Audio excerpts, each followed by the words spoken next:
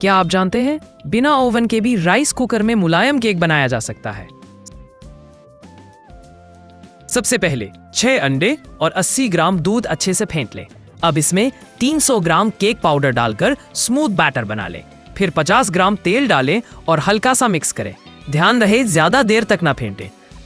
ये रेसिपी आपको पसंद आए तो एक प्यारा कमेंट जरूर दीजिए और चैनल को लाइक व सब्सक्राइब करना मत भूलिएगा।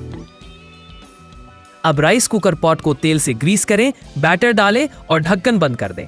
कुकर को सिर्फ 50 मिनट कुक मोड पर पकाएं और देखिए बिना ओवन के राइस कुकर में बना फूला फूला स्वादिष्ट केक तैयार।